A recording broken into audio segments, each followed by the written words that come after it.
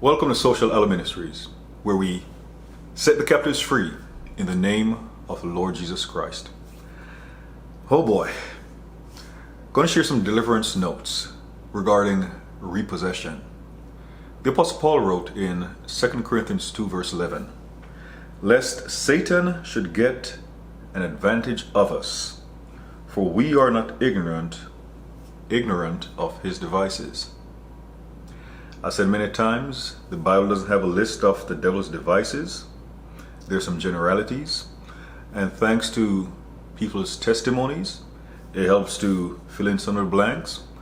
And a part of the testimonies are things the Holy Spirit has led the Lord or led people to or through.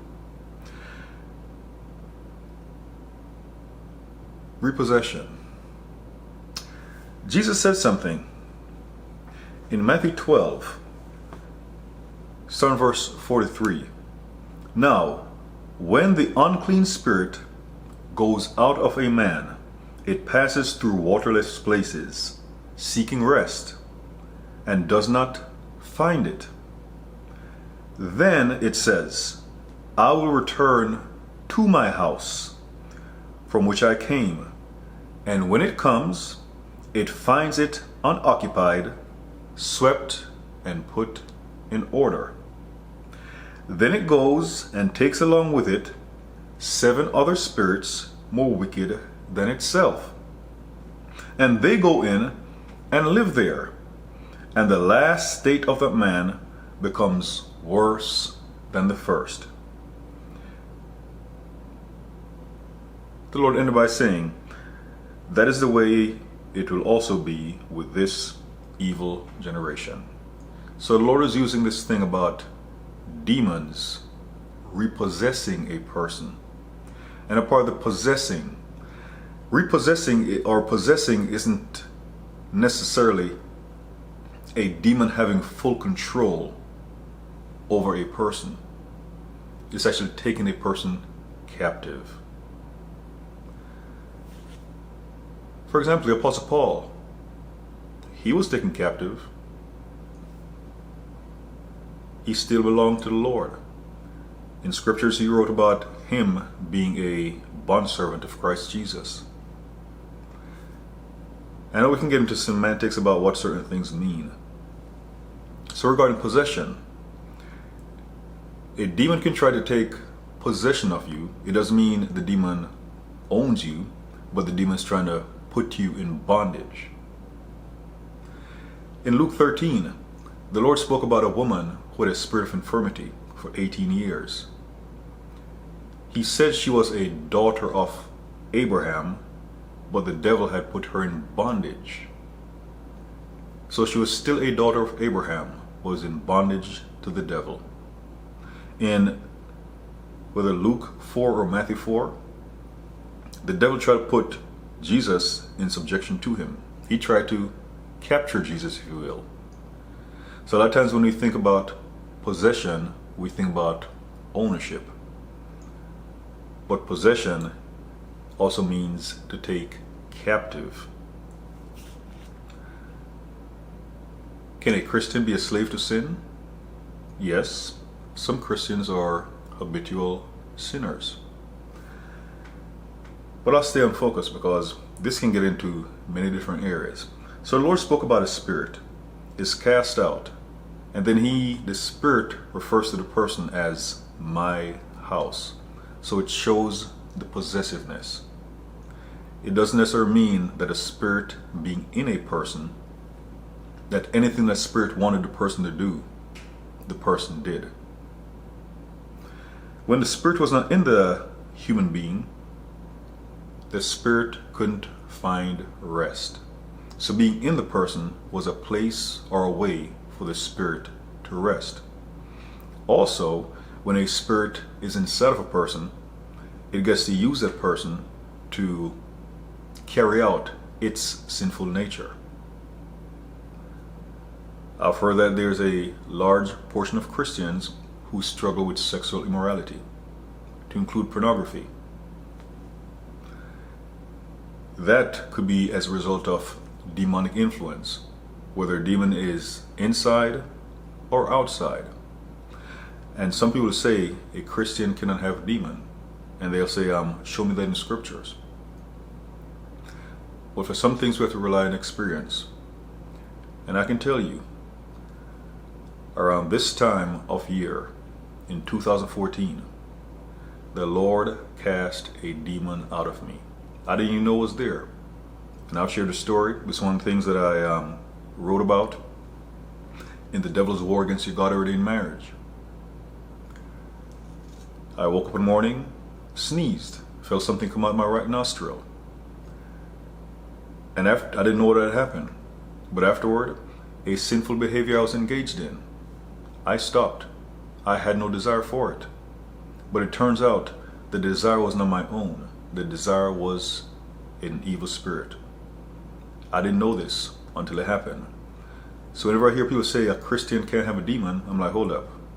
I was a Christian. In fact, I was a minister. And there was a demon inside of me. So if someone tell me a Christian can't have a demon, I know as a Christian. And I had one. And the Lord cast it out. And also part of my experience, the demon returned. Kind of like in this case. But there were some things I was ignorant of. How many of you believe that for a demon to re-enter, it's not simply that the house must be clean, but the person must sin for the demon to get back in? So I read from Matthew 12. In John 5, verse 14, the Lord had healed a man who had been crippled for 38 years. And in verse 14, it says, afterward, Jesus found him in the temple and said to him, behold, you have done well. Do not sin anymore, so that nothing worse happens to you. And sometimes people believe that for a demon to come back in, you must have sinned. And some people who are involved heavily in deliverance ministry, someone has returned to them and it's like they're dealing with the same issue. And if you are a quote-unquote deliverance minister, be careful about asking a person what he or she did to get reinfected, reinfested, whichever way you want to put it. Because sometimes the person didn't do anything. And then there are times the person is ignorant of what was going on. As I mentioned, in 2014, the Lord cast a spirit out of me. And back then, I was under the impression the only way the spirit could have any impact on my life would be if I were to engage in sin. About a month later, the spirit returned. But the spirit didn't return to say. In fact, at the time I couldn't see it. I felt the presence.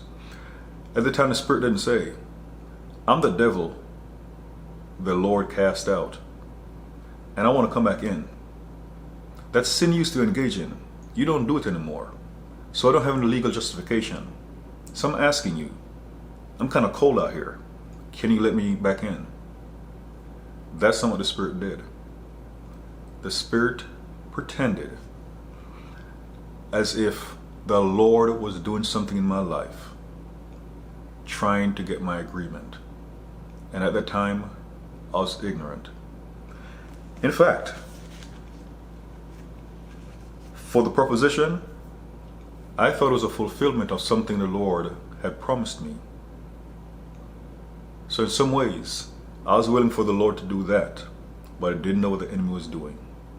What the Spirit was doing was not because I was sinning and gave it quote-unquote legal rights to come back in. That Spirit used deception in an effort to get back in.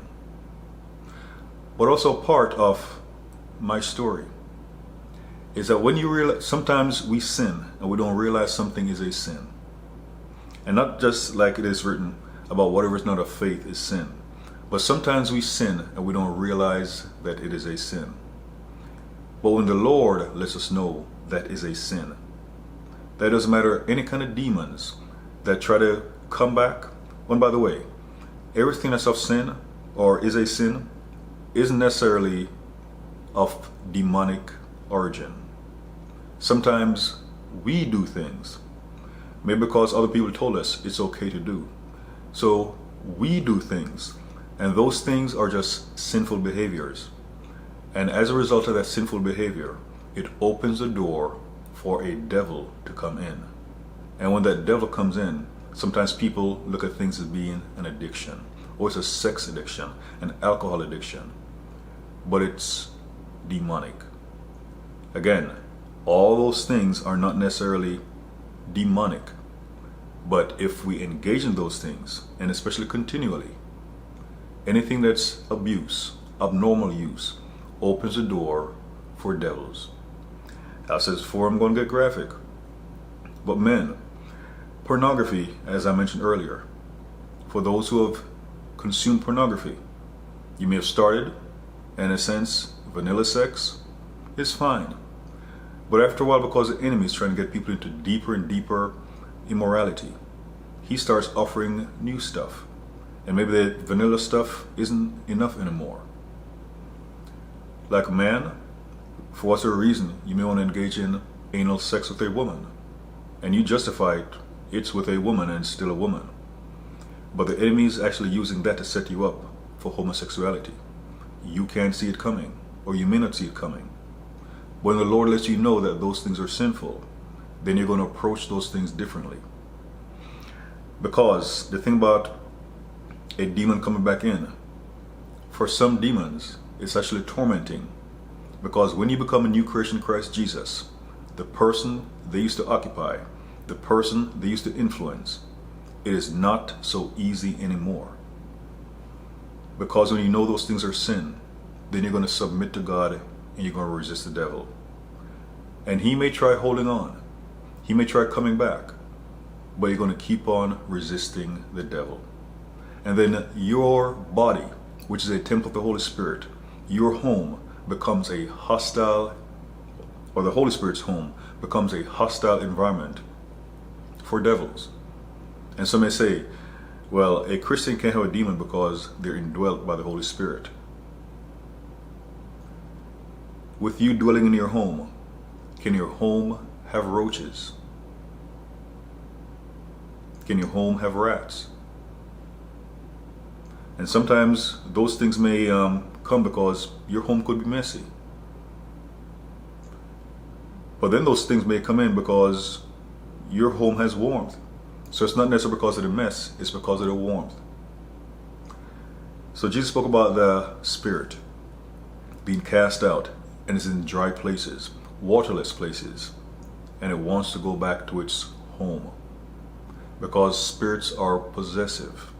And even if they can't influence everything about a person, and for example, the spirit of infirmity, it caused certain things with the woman. She was bent over. Spirits, based on those, in a sense, colloquial name, like spirit of infirmity, spirit of fear, is the action that they do. It's not their actual name. Satan was called Lucifer, but now he's called Satan or the devil. The serpent, the seducer, the dragon, the accuser. And I'm going to a whole lot more stuff than I thought I would. I thought I'd be finished with this message by now. So a lot of times in Christianity, we believe that because we have the Holy Spirit, then the evil spirit cannot come in. But a part of knowing whose we are is what we respond to. When the enemy tries to tempt us to sin, and we realize that no, this is sin, so I'm not going to do it, and we submit ourselves to the Holy Spirit. And a part of the enemy fleeing is that he may give up the fight because we realize what I used to be able to do before, it's not easy anymore. And there's some people, they're getting, for example, demonic dreams. And the dreams is a way of the enemy trying to entice the person to get back into a sinful behavior. There's something maybe you used to do, a sinful behavior. And because the Lord delivered you, the enemy tries to come back in via a dream. And you start having a dream, and in the dream you have this, quote unquote, you have this entire desire to engage in that sin. But in the natural world, you don't have that desire. That's because it's a spirit, in a sense, knocking your door. Revelation 3:20 speaks about Jesus knocking your door, trying to sup with you. Well, as a Christian, you've already opened the door, but the enemy is literally knocking your door. And because you won't engage in those things in the natural realm, he's trying to entice you in the spiritual realm. He's trying to get, quote unquote, legal rights. So there's a misconception in Christianity regarding deliverance that a person must sin for the enemy to get back in. Now, if you go back to those sins, then yes, you can expect things to be worse. And a part worse is necessarily the enemy's actions, but it could be worse because the Lord then disciplines you. When David committed adultery and conspired to have Uriah the Hittite killed, the Lord's judgment came upon him and was very severe. So because the Lord said this in John 5 verse 14, so afterward Jesus found him in the temple and said to him, "Behold, you have become well. Do not sin anymore, so that nothing worse happens to you." This is also part of having the full armor of God and using the word of God as sword of spirit. Any kind of thing the enemy may try to do, deception, enticement, whatsoever the case may be, when you realize that the Lord has delivered you of something, you cannot come into agreement with it. You may have to avoid places and things that used to cause you to have those feelings. Like with sexual immorality. A lot of times sexual immorality comes lust. And if you start focusing on certain things, it may open a door. And by opening a door, it doesn't necessarily mean the enemies are going to come in. But if you allow yourself to be tempted, like Joseph, we don't know if he was tempted with Potiphar's wife. But when he was in a position with Potiphar's wife, he ran away. Samson, when he was Delilah, he didn't run away. So when you realize, like the Bible tells us, to flee from sexual immorality. So you may see something or someone in the natural world, and maybe in times past you would lust. Jesus spoke about a man who looks at a woman lustfully, about having committed adultery with her in his heart. So in a sense, you can look or you can see without lusting. Or if you look and a person looks good, rather than maybe saying something to the person or acting on it, you take those thoughts captive. You cast them down. You don't focus on those things. You don't give any room to the enemy. And especially if the Lord has delivered you from something. And yes, he has strengthened you, but don't play games. Don't risk things just because you're stronger, just because you know better. Samson was strong. Oh, but Delilah, she found something else to get to him. Many people talk about Samson spent too much time sleeping in Delilah's lap. Be careful about playing in the enemy's playground. I know for me, I go to the gym, and in some ways it's like I could stop going to the gym because of how women dress. But the thing is, women dress that way even outside of the gym. Job spoke about making a covenant with his eyes to not look at another woman.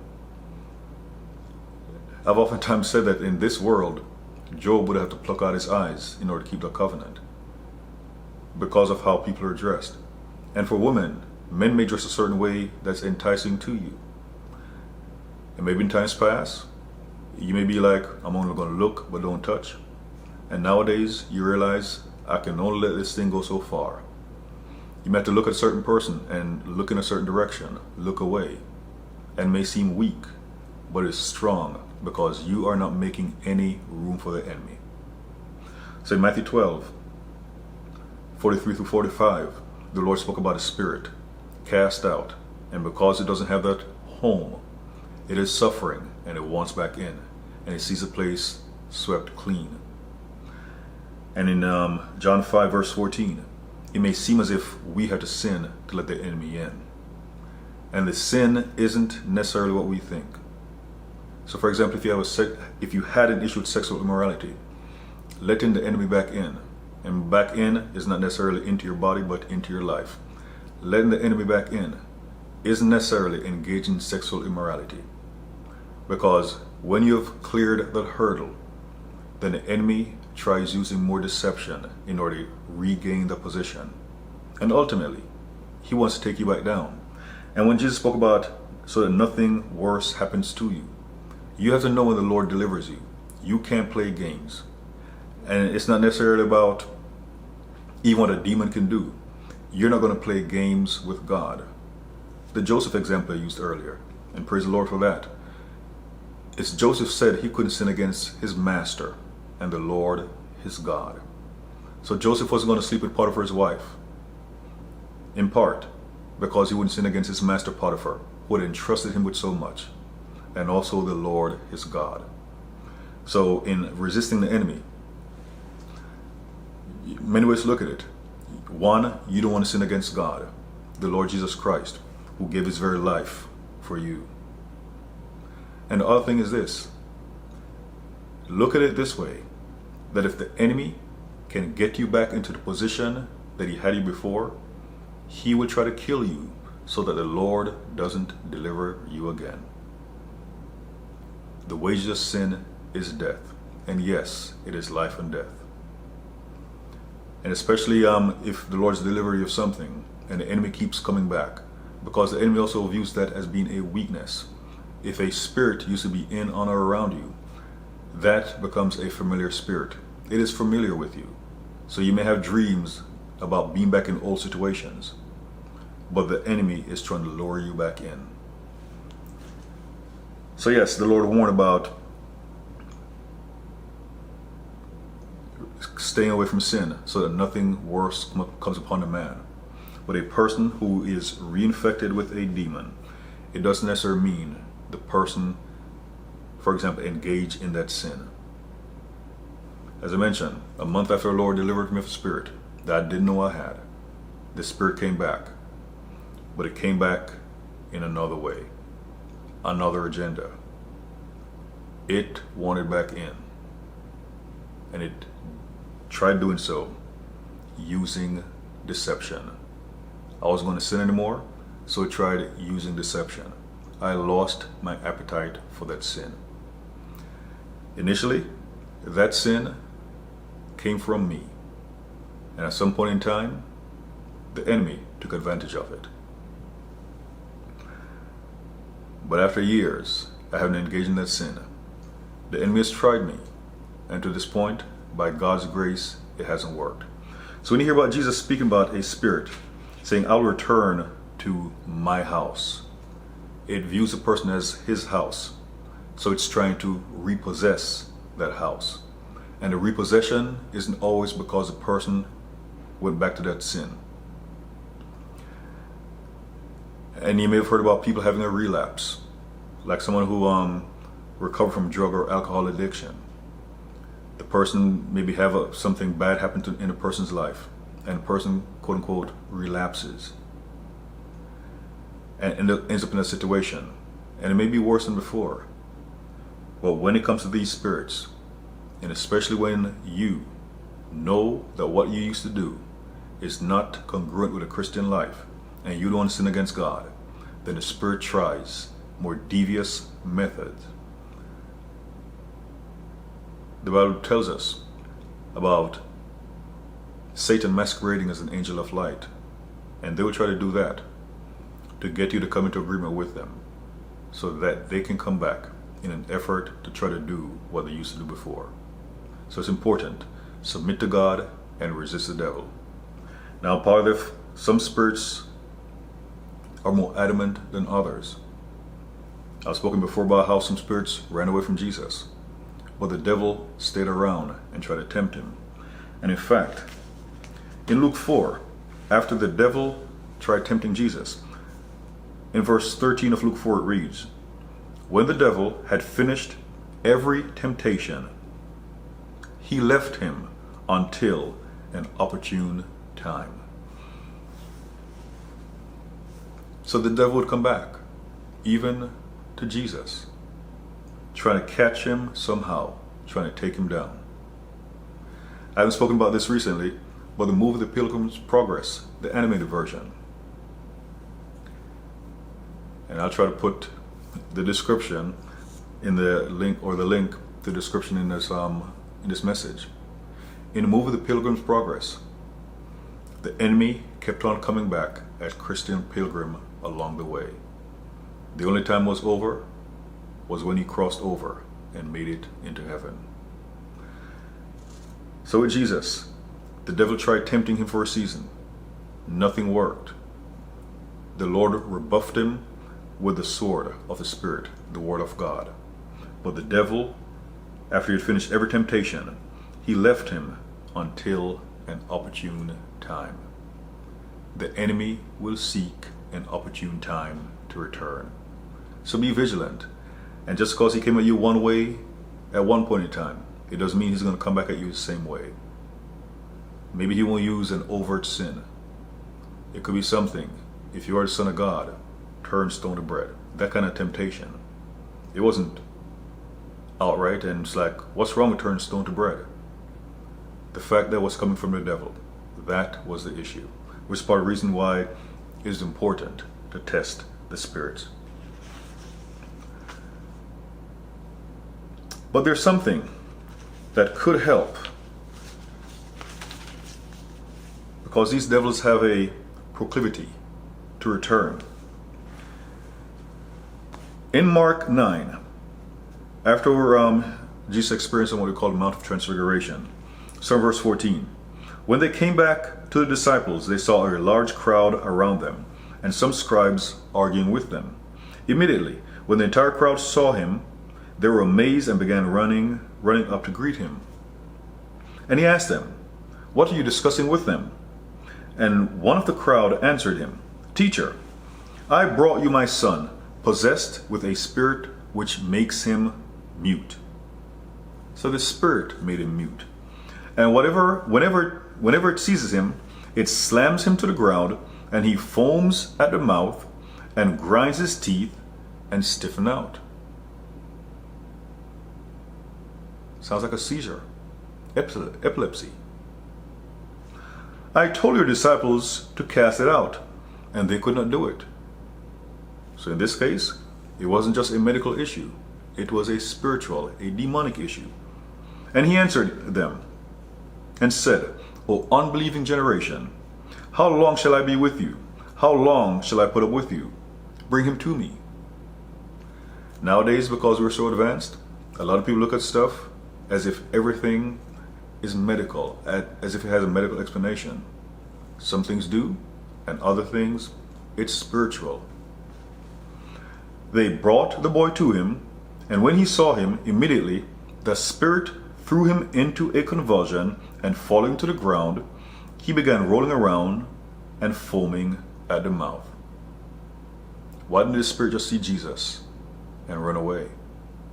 Why wasn't it like the man at the Gadarenes, who had a legion of demons, where the man ran and bowed down and worshiped the Lord, and the demons spoke through him, saying that they knew who he was, by him being the Son of God, and begging them not to torment him ahead of time, or them ahead of time. Why didn't the spirit react in the same way? So even spirits have different temperaments, kind of like we. You may have brothers and sisters.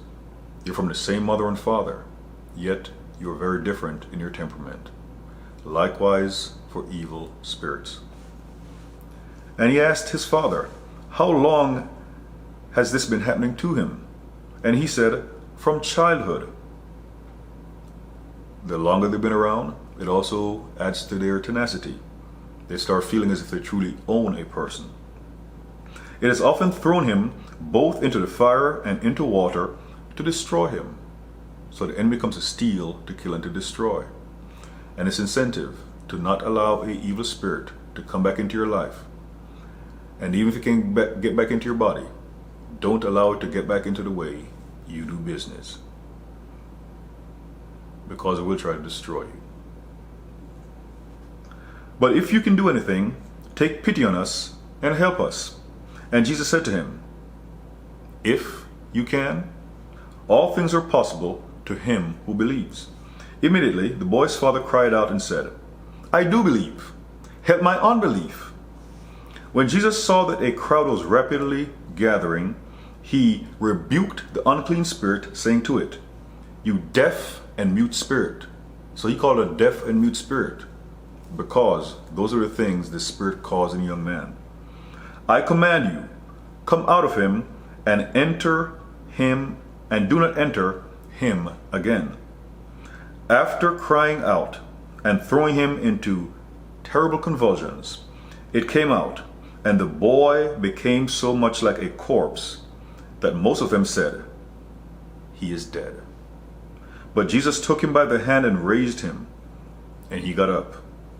When he came into the house, his disciples began questioning him privately, Why could we not drive it out? A lot of times people look at prophetic ministry and they're like, this prophet missed it. With deliverance ministers have had issues where they couldn't cast a demon out. What's the reason? There are also times when they cast a demon out or demons out, and those things returned. Sometimes the same night, the next time the person went to sleep. What happened? And he said to them, This kind cannot come out by anything but prayer. The King James Version speaks about prayer and fasting. And some people have tried prayer and fasting to end their spiritual warfare. For some it worked, for others it didn't. And only the Lord knows why it didn't. We have to be careful that we don't apply formulas to ministry by thinking that if a demon is stubborn, then the only way is by prayer and fasting. Sometimes there are things, that's why we need the Holy Spirit to guide us, to either point us to things in Scripture or to reveal to us, for example, via word of knowledge. So this spirit had been around for a long time.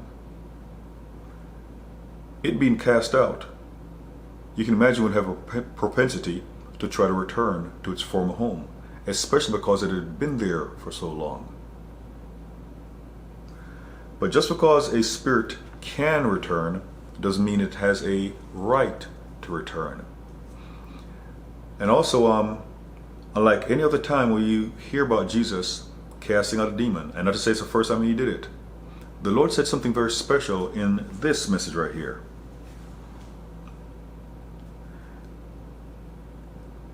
It reads in verse 25, When Jesus saw that a crowd was rapidly gathering, he rebuked the unclean spirit, saying to it, You deaf and mute spirit, I command you, come out of him and do not enter him again. So the Lord put a constraint on the spirit. One, come out, and then a constraint, do not enter him again. So a spirit re-entering a person's life or body, it is not a right. The Lord can keep them away permanently. Now for some people, by God's grace, they get delivered and they never have an issue again. Others, they get delivered, but the issue keeps on coming up. It is also important to recognize when the issue is coming up because an evil spirit is behind it, versus the issue coming up because you have not been delivered. So the Lord told his spirit, come out and do not enter him again. So I pray this message has been beneficial. And these have been some deliverance notes regarding repossession. And especially for those who are actively engaged, actively and even primarily engaged in deliverance ministry. Some deliverance ministers have never had that battle themselves, meaning a demonic entity trying to run their lives. For some, maybe the Lord just delivered them of a spirit or spirits, and kind of like the man at the Gadarenes. They went on and started preaching the gospel afterward. But for others, they were involved in a more protracted fight. In some cases, so they could deliver a message like this about what these spirits will try in an effort to get back in, and to warn others so that we are not ignorant of the devil's devices, so he does not get an advantage of us. I know for me in my journey, there are things I'd have loved for people to just tell me. I'd have loved if I've read the Bible and it's specifically stated, don't do this or else. I'd have loved those things. In some cases I didn't have it, and I had to learn the hard way. But we overcome the enemy in accordance with Revelation 12:11 with the blood of the Lamb, the word of our testimonies, and not loving our lives even unto death. Do not let the enemy take advantage of you. God bless you, and no matter what you're facing, Jesus the Christ, not only is he Lord, he is the Lord of Lords and the King of Kings.